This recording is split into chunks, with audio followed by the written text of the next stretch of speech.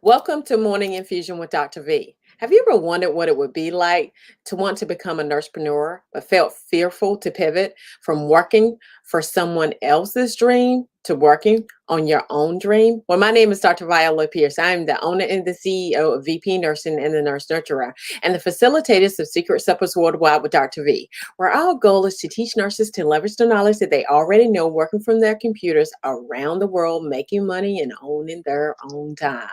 Our goal is to come to you each Monday, Wednesday, and Friday at 7:30 a.m. Eastern Standard Time to give you the fuel to crush your goals, to show up exceptional on a daily basis. Know that one of the goals of Morning Infusion with Dr. V is to expose you to leaders who have overcome so that you know that the possibilities are endless. If you are watching on YouTube, don't forget to hit the subscribe button and leave a comment if you were ever told that you would not succeed. And remember to click the calendar link above if you want to create another stream of income and enroll in our 12-week course, VP Nursing Business Academy.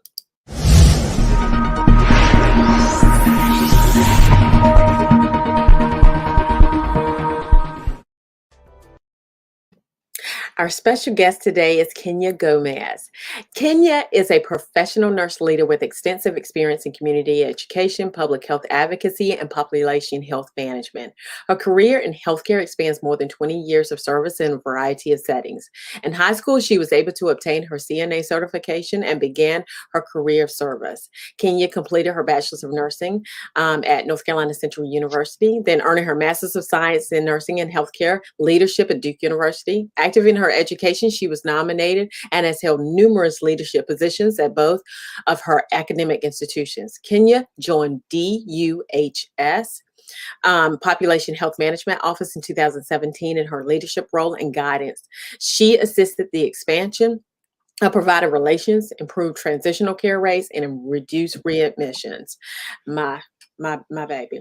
As a result, she received high recognition and a nominee for DUHS 2019 Friends of Nursing. She holds a board certification in case management, accredited by National Commission for Certifying Agencies.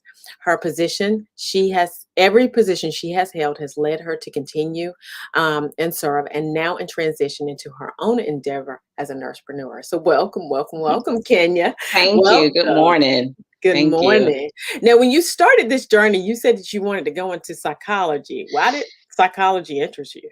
I did. I was always interested in a human services field. I think most people that choose a profession of nursing or any other human services field have a genuine interest of seeing others in a state of wellness or at their best state. And so I think for me, it was more so how can I serve? How can I be one of those individuals that impact someone or is able to help someone achieve be their best or just achieve what they would like to achieve in life? So, It's funny though, because my mom thought I would be a lawyer. I'm one of those debaters. So I debate almost everything. I'm the middle child, so I had no choice but to debate everything. But she thought I would be a lawyer, and my grandma thought I would be a teacher. And so it's interesting that I actually chose the path of nursing because I get to educate, advocate, and anticipate. It encompasses everything that all of the qualities and skills that I already possess. So I'm pretty grateful that this profession chose me. yeah, and it is true because I tell people all the time, like whenever they try to choose other professions, I'm like, no, don't do that. You can do Yeah. anything with nursing, anything at all. So, Yeah, I mean, you really don't know that until you get into it and you see every sector of another profession or industry. Nursing taps into that. so what? So tell me what initially made you want to help? Because that's not something that I think a lot of people, like when I started going into the profession, I didn't think helping people, honestly, didn't even want to go into the profession, but that's a whole nother story. But like why did you do that? Like, did your mother instill that I in you? I actually come from a family of just servant leadership. I mean, my grandmother and grandfather every Saturday would drive us out into the local housing developments and serve food. They would wake up at 7 o'clock in the morning. And at that time, they were serving, I think, chili beans and Lay's potato chips and a Coke, RC Cola, or something like that. but they would that it was just something that they felt a call and a need to do. And thinking back, my grandma will be 96 in May, and she and Uh-huh. I spent a lot of time together. And she told me that my great great grandmother was a midwife, and at that time she would go throughout the mountains and help people deliver babies, and assist physicians throughout the community. And you didn't have a professional licensure then. It was a calling. It was an act of service. And so I just think I'm continuing that journey of service I love through it. I previous love it. generations. So you had a daughter and decided you want to be a nurse. What was the reason that you decided to change the trajectory of your career from social work, I mean, from psychology um, to nursing? And what was the Yeah, reason for that change? my initial undergraduate degree was in psychology. I was pursuing that. I also think it was selfish ambition. That's why I was pursuing it. I had this image of being in a glass office with a leather seat and just listening to someone problems, and I'm taking notes. So a little naive in that scope. And then I realized, I was already working as an EKG technician and ED tech in the hospital while I was pursuing my education. So I'm in the field. Why not get the education to continue to grow in the profession? We experienced a sudden loss of her father 3 weeks prior to she was born, and so my shift went from being someone seeking an education, furthering my education and having a career, to someone becoming a sole provider, and really needed to think about, what does that mean if I get my degree in psychology? How soon am I going to be able to make ends meet with this degree? Versus, I'm already in the profession. I can only do 2 more years and I'll have my bachelor's degree. Why don't I just continue this? I can start working and provide as well as serve. I love it. I love it. I love it. It life would definitely change your the path of your profession, that's for sure. Yeah. Um, Now you have a passion for population health nursing. Now, what is the difference between public health and population health, and why did you choose population health? So I started off in public health. I think the first probably 13 years or 14 years of my career, excuse me, pollen. The first 14 or 13 years of my career was actually in public health. And if you think about public health focuses on the health of the public or society at large. It looks at emphasis on promoting wellness and health as well as prevention. So we think about some of those the true commercials that talk about smoking, why smoking is bad. That's a public health initiative. When we Okay. look at population health, that focuses on the geographical nature of treating clients to solve complex health issues. So, for instance, I may have one set population of individuals that have a high A1C level, or continue to be admitted into the hospital. We're going to look at what are some measurable outcomes that we can define to prevent some of these reoccurrences. Excuse me. So population health sort of has a systematic approach to solving complex health issues within a community I or love it. population. I love it. I love it. So now, why did you choose population health at the end? I think population health just continued to grow on me because it was a smaller focus. When I worked in public health, I worked for both Durham County and Wake County. We we focused on a lot of the initiatives like infant mortality rate, unintended pregnancies, things of that nature. But once I got into population health, it was a more specific focus. So I got to work with a certain geographical location that had high levels of comorbidities or high comorbidities. And for me, looking at this problem that could be solved, or I could be a part of sort of reducing unintended admissions or helping these individuals and empowering them to make better health choices, it seemed like a no brainer for me. This was definitely something that I think I was led towards the end of my career. Health equity is something I've always advocated for, and empowering the community. So, And, and I really like that because, when you look at it, I think that a lot of people think that people are just non-compliant, right? And the oh, reality is that it's not the case. If you really look at their surroundings and what they are exposed to on a daily basis, you have to be very clear that that is not the case most of the time. And understanding that and just meeting them where they are is huge.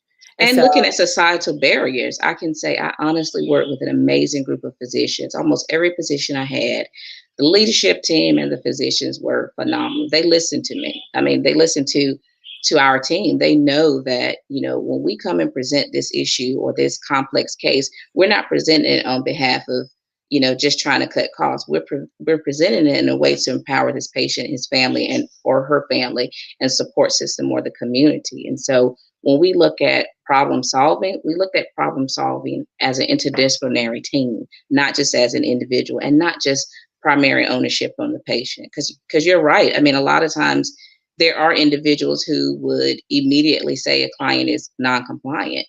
And it's not that they're non-compliant. It's just that the way you wrote that prescription, I wouldn't comply. I'm just going to be honest with you. I can't take that 6 times a day. How about increasing the dose so I can take it twice a day? Let's look at some meaningful measures. to help, right? I mean, Yeah. and when I think about that, I think as well, like, here, like I have close to me, I have built-in sidewalks, right? And Hmm. I'm able to exercise. I'm able to get Hmm. out and not have fear of being hit by a car because I'm trying to walk down the road and because I'm trying to exercise, right? Or I don't bullets. exactly. Exactly. And so those are the things. Yes, I love that. I love that. So now what are some of the key things that you have learned as a result of being a population health nurse during the pandemic? I think overall, when we start looking at value-based care, some of the things we also need to do is look at our value-based approach to care. So when you look at the payers and reimbursement rates, are they equivalent to the type of care that a patient or client may need? And so when we look at readmissions and unintended admissions, we're looking at a targeted group of individuals or a targeted group of diseases. We know that those individuals who don't have a strong support system more than likely will be in the hospital or in the ED more frequently. So, with population health, our care managers are tasked with helping them develop that support system or being an extension of that support system, identifying those community resources that can help an individual, whether it's understanding what the disease process is, how to take your medication, or if there's a way to get medications delivered. And so I think for me, in all the conundrums of meaningful conversation within the pandemic, I really wanted to start being a part of that meaningful action. It's one thing to have all this conversation, and I'm one of those people. What you gonna do about it? Like we can keep talking about it, but they What know we me. not gonna Listen, do? they know me. They know me. I start looking at that clock. I'm like, let's summarize. What's our plan? What are we Exactly. How interested we in? gonna move forward? Yeah, I mean, because I think it's important to have a conscious response. So when we start thinking about leadership and decision making, we don't want to start making decisions off a reaction. So I get that in the time, in the essence of time, but I also think that it's important to have a conscious response. So we know that this is an issue. We know that there are barriers to patients getting appropriate care. How can we solve some of those issues? One of the things for me was always reinvest in the community, allocate some of those funds into community resources. That's right. That's right. I love that. I love that. You know, when we're talking about being I think that a lot of times, as you said, we're being reactive and we want to be very proactive in our approach. And I remember being in the emergency department and we started the Swanson caring theory. And one of the things that we decided to do was to have patient and family centered care. And Mm, one of the pieces of that we implemented was to do bedside reporting, right? And mhm, because you involve the patient and the family, right? And mhm. if everybody is there, then they're able to, because cognitively the patient sometimes cannot be able to take care of themselves. I mean, they're sick, right? Yeah, And then expecting them to, take in all this information and be able to process it, having that support system is huge, huge, huge. So yeah, I love that. So now You recently pivoted into entrepreneurship. What was the rationale for wanting to own your own business? I'm going to be honest. I think that for me, it wasn't necessarily about being a business owner or being an entrepreneur. It was, you know, as a woman working in a leadership role and having, an adequate amount of responsibility, I realized during the pandemic, I'm not superhuman. I am not superhuman. And some of the things that this pandemic has taught me is that it's okay to shift priorities. And it's okay to have a little bit of grace on yourself as a mother and as an employee and as a wife. I noticed that, we were challenged with constantly readjusting to my daughter's homeschool schedule or whether it was going to be in person. And so for me, I decided to transition from my position and voluntarily resign so that I could focus on my home life and try to continue to work in the nursing profession, but in a way that afforded me a little bit more flexibility. So I can promise you, I never had a goal or aspiration to be an entrepreneur. It wasn't even in my thought process. But I had a friend, an amazing friend to me, to say, Kenya, during this time of transition, don't let it be or allow it to be a time of recovery. Let it be a time of renewal. Uh-huh. And when she said that, it was so impactful. I just started to think, I'm beat now. By October, I was beat of Mhm. last year. Just trying to balance it all and navigate different waters. And when I started to think about, okay, I'm going to make this decision to resign. I have to accept this decision. How do I begin to embrace it? How do I continue to serve in a profession that I absolutely love and I know that I'm called to do? As well as take a lot of the information that I've learned from my experiences and continue to be impactful. So we talk about meaningful conversation and we're talking about meaningful action. How can I contribute? And so I decided to go ahead and, open up a home care agency as a result. I love it. I love it. And, owning your own time. And the reality is that, I remember times as a single mom just really, really having a hard time because, the daycares don't open at Mhm. 6:45 in the morning, you know? I mean, they just don't, right? It's the And they don't reality for us. and they don't close at, 7:30 at 8 night, right? p.m. Yeah.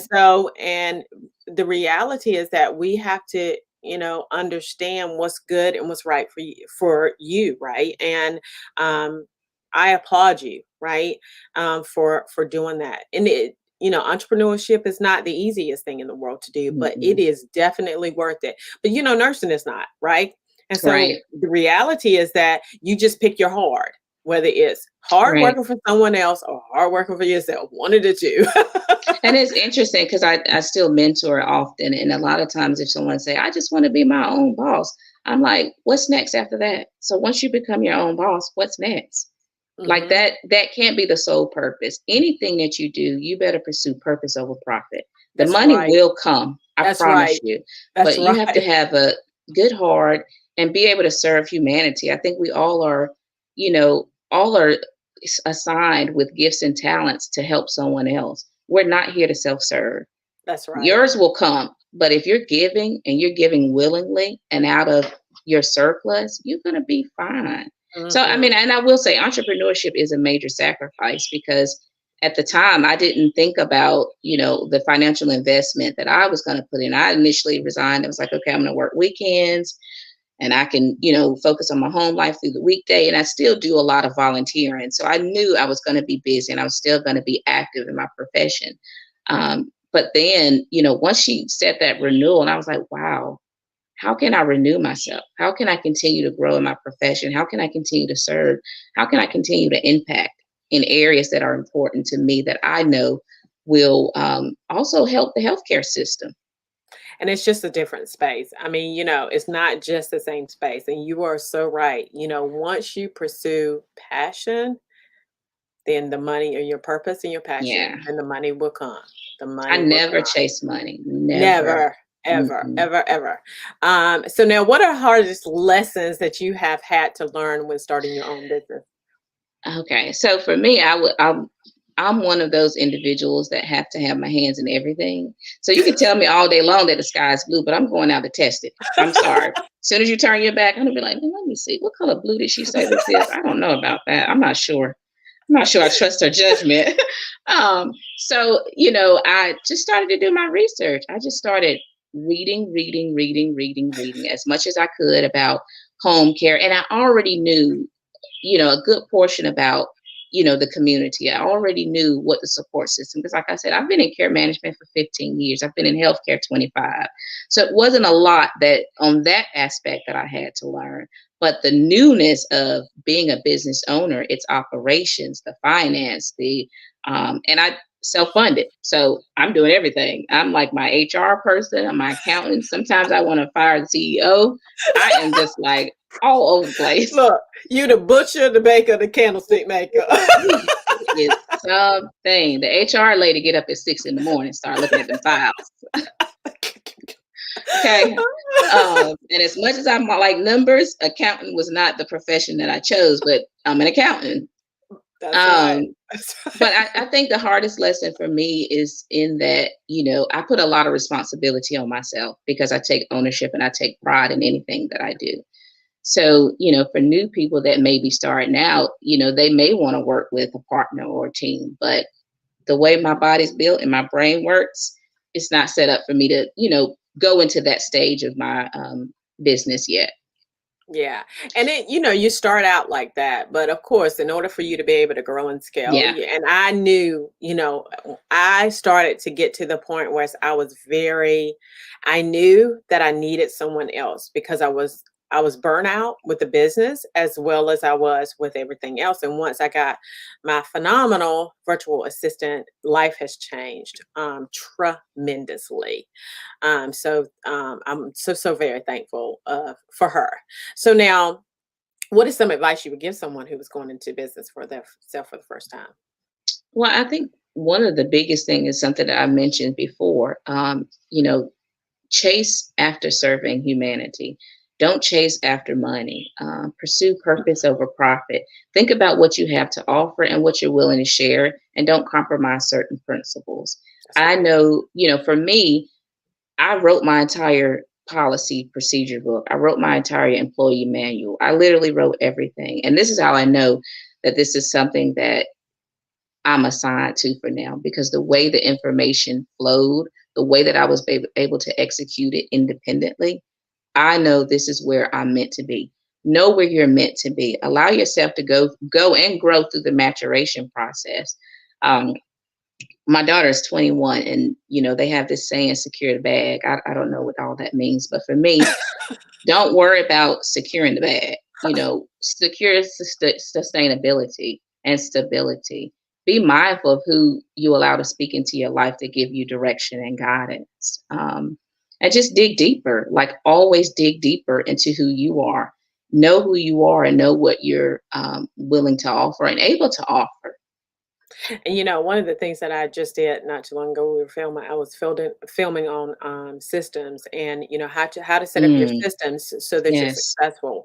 And the reality is that a lot of times what happens is, some people are just not ethical. And I'm a Mm, part of Black Nurses Entrepreneurs, and Alviana Brewster. We were talking about this one particular person who was just not nice to her when she first began her journey, and that person now is not like she is not where she was, right? And it is because of the unethical practices of her business practices, right? And so mm, understanding that being ethical, being, doing things that are legal yeah. is Just having a clean heart, basic stuff. exactly. Clean heart. I mean, I want to sleep at night. exactly, because winners don't cheat and cheaters don't win, period. Yeah. I'm a firm believer in that. So, what is a book that you have read that has impacted your life, and why was it so impactful? It is funny you mentioned that. I am, my friends know that I'm a secret nerd, but anyone else may not know. My favorite pastime literally is going to the library. I don't think we've opened yet, but once they do, I'm running in there. I like the old school hardback. I don't do whatever the electronic version is. I need to have the hard school because I just kind of get lost in it. I don't have per se Very specific one that's been most impactful. I can say what I'm currently reading now is More Than a Hobby by David Green. He is the founder of Hobby Lobby. Ah, And, although it's a different sector of business, there's some principles there and there's some nuggets there that you can take home and apply in almost anything that you do. For instance, one of the things that he focuses on is knowing what customers value, like what's important to your customers. And if I'm a nurse with a home care agency, I got to know what's important to my customers, my clients. Those are invaluable nuggets or pieces of information that you can use and apply to whatever sector you're in. I So for love me, I recommend conscious reading on a regular basis. I mean, I can sit in, if my daughter's taking dance, I can sit in the car and just read a journal or article. Or I often carry a book bag instead of a pocketbook because I have probably two books in there. Um, and it's just, a rounded genre of books that I like to read. It can be something spiritual, it can be something on culture, or it can just be something related to the profession. I'm not particular. Once it strikes me, I'm gonna pick it up. I have one I'm waiting to get off the clock. I think her name is Laura Vanderplunk or Vanderlump. I can't remember, but that's my next book. Gotcha. My husband said the library is open. Oh, is And it? out. You see how excited I got? I was like, she's on spring break, so I'm dragging her out there. We're going by Friday. That's hilarious. So one of the things that John Maxwell talks about is the law of the lid. And so in the law of the lid, what he talks about is the fact that your company can only grow as high as the CEO. And so in the law of the Mm, lid, he said that this guy who was pretty successful at revamping resorts, he would go in and he would revamp the resort. And there was two things that he would always do. He would train the frontline staff in customer service, and then he would fire the mm, CEO. And he said, and John was just taken aback by this. And he was like, well, why are you firing the CEO? And he said, because it's the law of the lid, everything rises and falls on leadership. And so mm-hmm, if you are not growing yourself, you cannot grow everyone else, right? So it's mm-hmm. important that you are very intentional about your growth. So I'm super excited about you growing all the time and standing in And that library. aware. Exactly. Just aware. I mean, I just see so many individuals in leadership that have no level of self-awareness. That's No right. level of self-awareness. You have to be aware. You're only as good as your team as well. So That's if you right. hire a team that you provide unclear direction, guess what you're going to have? An unclear organization. Exactly. Like Exactly. unclear on your direction. You have to be intentional. You have to be aware. Gotcha. So now, who is someone in business and in nursing, who has impacted your life, and why were they so impactful? When I think about business, I have an uncle in Chicago that I used to stay with during the summers and work. He's a podiatrist, so he had a private practice. And every morning he would wake up singing. I mean, literally, he would grab his leather little briefcase. He has a Cadillac. He had a Cadillac then. This was, I don't even know. I don't want to tell my age, but this was a long time ago. And he would sing. He would whistle. He would just wake up jubilant. He would wake up with joy. You like that's a whole different level when you wake up with joy every single day. You are proud to go into your office and be able to serve your clients. I mean, they love him, and he's still so. Hey, Uncle Neil, he still has an active practice. He teach. He's very versed. I mean, he's just always growing, as you said, and just enjoying it, enjoying the journey. And as far as nursing, I would have to say my nursing mentor, Dr. Gooding from undergrad. Now, this lady walked in her authority and she knew who she was, and confidence was never an issue. Sometimes other people may get concerned when someone is confident and see them as arrogant, but I think it's the opposite. I think they're very sure of who they are. And so she was one of those individuals that she taught nursing leadership and professional development. And she instilled in us early on the interview process is a two-way street. You're interviewing them just as well as they're interviewing you. You need to know if this is the right fit for you. So always being certain of who you are and being okay with that. Sometimes it's okay to say, I appreciate the interview, but this may not be the right job. I love it. I love it. I love it. And walking in that confidence is real. So where Yeah. can the audience find you?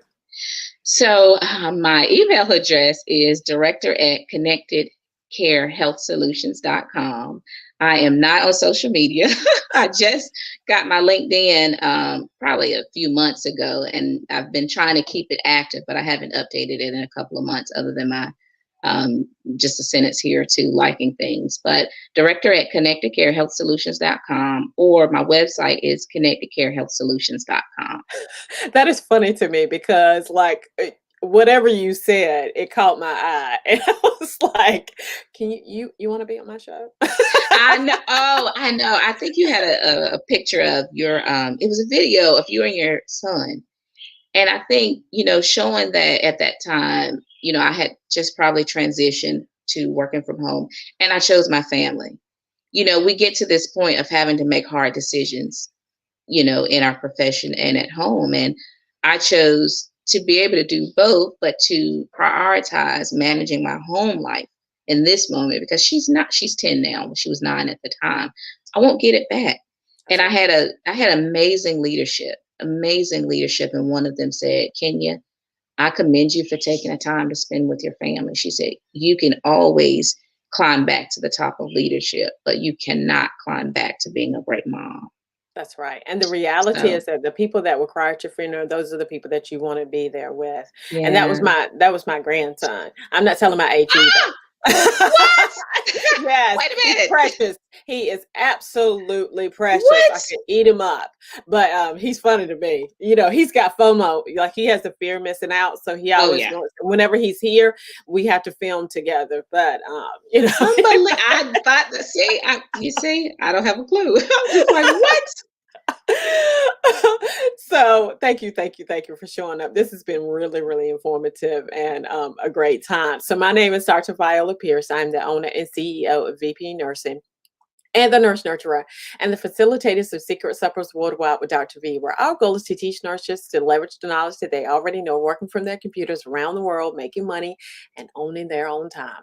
Our goal is to come to you each Monday, Wednesday, and Friday at 7:30 a.m. Eastern Standard Time to give you the fuel to crush your goals, to show up exceptional on a daily basis.